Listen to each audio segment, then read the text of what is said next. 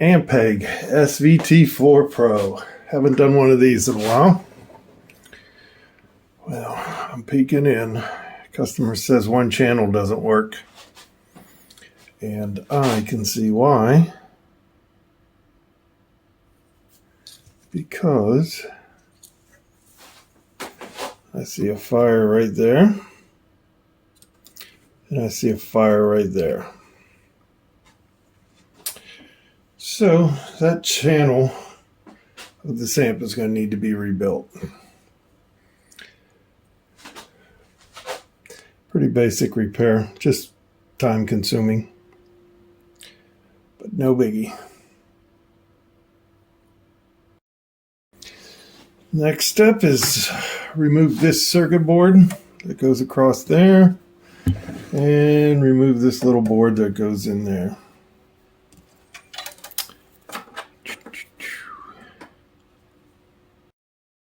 Next, I'll remove these output jacks. All right, I'm going to have to remove the heat sinks. So that means I'm going to have to take this little board off. That's what that screw looks like. It's a little sheet metal screw.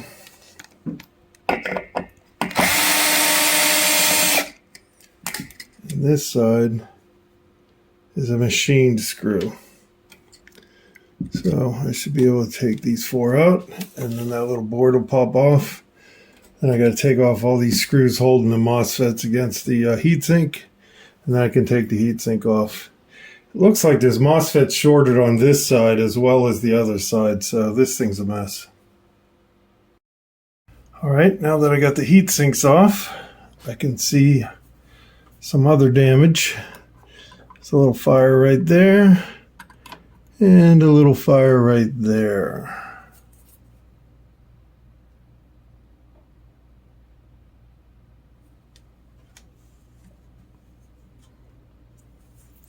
And I see some burn right there. So this thing's got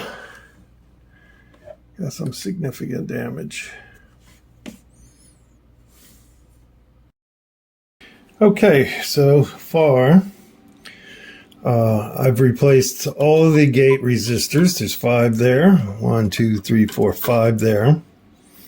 Now there's a R226, R219.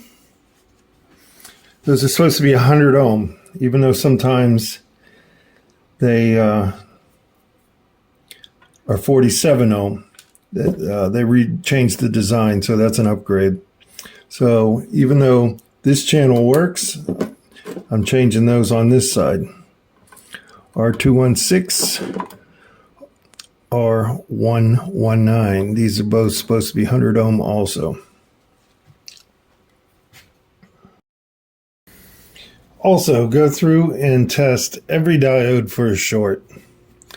Because like these two diodes were shorted. Those are the 4740 Zeners. There's no downside to testing every diode to see if it has a short. Next thing you want to do is test all of these big white resistors. They have a real low resistance. So if you're testing them on diode setting, they should beep. See, these ones that don't beep are blown open, so they all need replaced. So pretty much every one of these are blown open, so I'm going to replace all of them.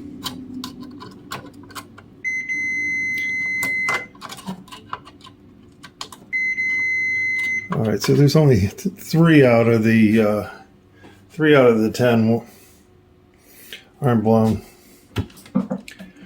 Replace them. Okay, now that you got all the white resistors out, go ahead and check these guys. They're supposed to read 1K5. Now, if you measure them, like I still have some shorted FETs in here. So if you measure them, it might put you in parallel with the next one over, so you'll read half of what it should. 750 ohms. 1K5. See, that one's open. These are discolored, so they're blown open.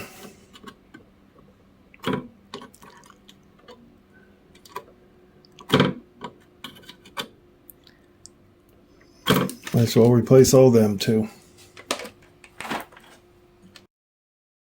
So as you put it together, if you have one blown channel, you have the advantage of comparing the bad channel to the good channel. So, like I just put the outputs in, and I'm getting 1.4K. Now if you go over to the outputs on the good channel, I get 3.3 meg. So that's a red flag there that something's wrong.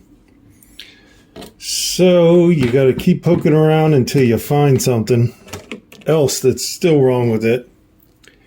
And for example, this driver transistor is dead shorted. If you go over to the good channel, not shorted, 0.7, 0.7 readings.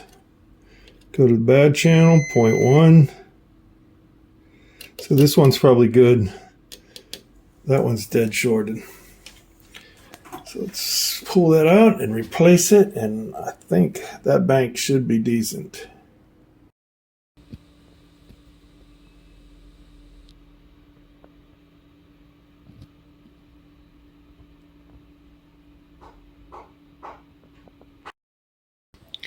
All right, setting up for the bias of an Ampeg SVT4.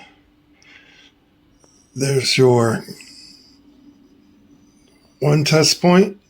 That's where all these white resistors have a common point.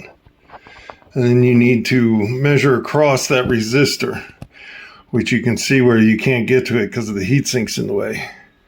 So what you do is you go to the source of the MOSFET and you can catch it there. That's the other test point because it goes gate, drain, source.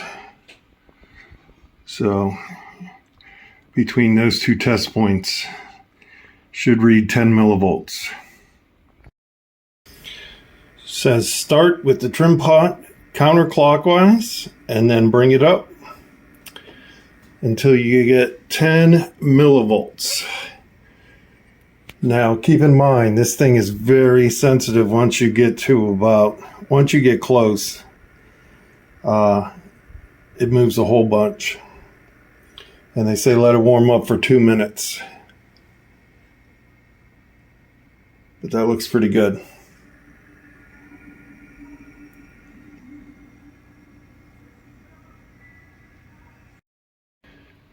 Words of advice: when you put your probes on, like this alligator, make sure you're not shorting it to the heatsink or the leads on those resistors. Make sure it's clean 100%. All right, all put back together. Comes out of protect mode. Got channel B plugged in.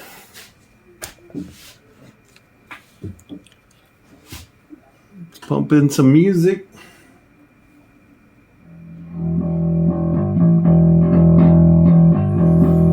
Seems to work.